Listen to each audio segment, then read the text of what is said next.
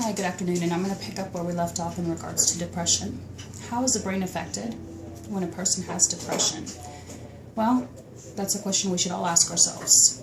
Depression affects the brain, are best understood, let's see, by neurotransmitters. Now let me paint a picture for you. Imagine two balls rolling as one, and it's a road. And say they're both going on the freeway, and then all of a sudden one falls off, and you only have one. Well, you can look at depression as that way with the neurotransmitter. That neurotransmitter is in need of the other neurotransmitter, but because it's fallen off, and it's gotten off of the freeway, it's now on its own.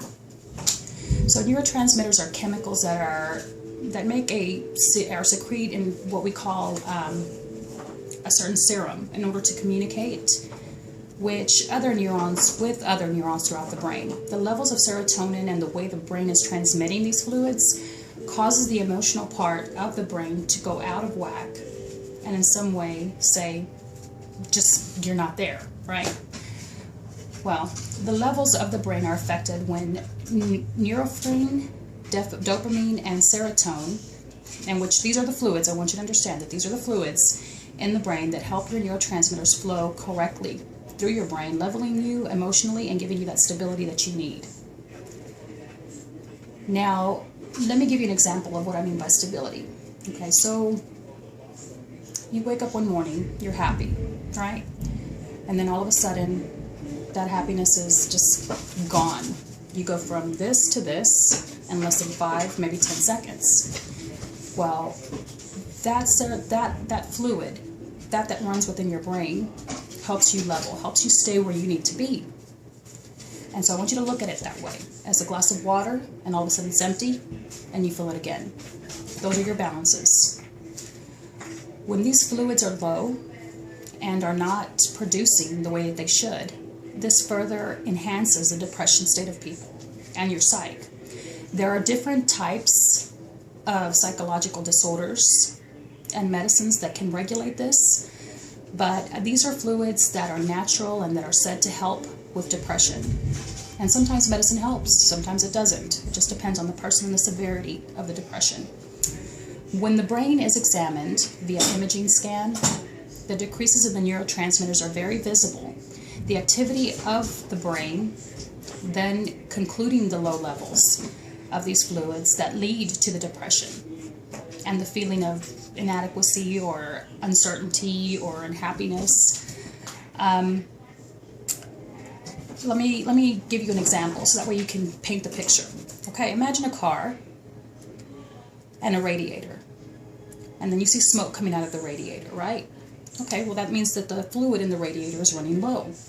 So with that being said, that means that we need to add fluid to keep the motor going. If you don't add fluid, then what happens?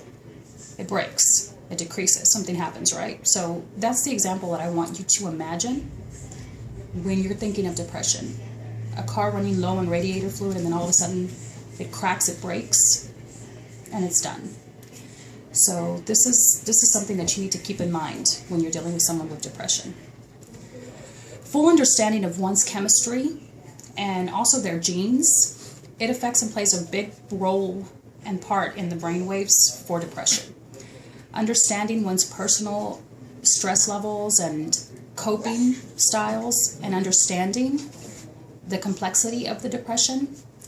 The genes one possesses have also a big impact on your chemical imbalance and on your brain. Let me, I guess, give you another example of imbalance, okay? For women, you'll grasp this. You're wearing heels, one breaks, and you're like this now, okay? So imagine that. Imagine your nice, beautiful Marc Jacobs stilettos, and then all of a sudden one breaks and you're off level. That's the imbalance that I'm referring to. That's what you would consider affecting to one's persona, one's psyche, one's brain.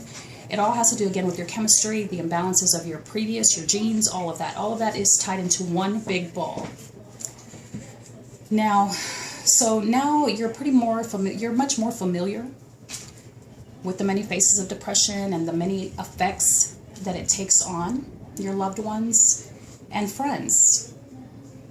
And to be honest with you, it's very emotional. It's a very emotional roller coaster, and it's something that not everyone can handle. Always remember that this can be a deadly disease that can have inevitable effects on people, including death.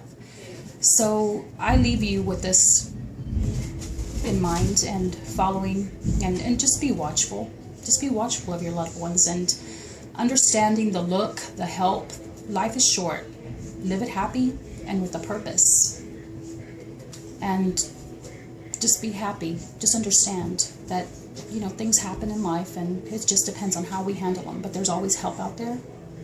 And there's always someone medically, professionally, emotionally there for you if you need them.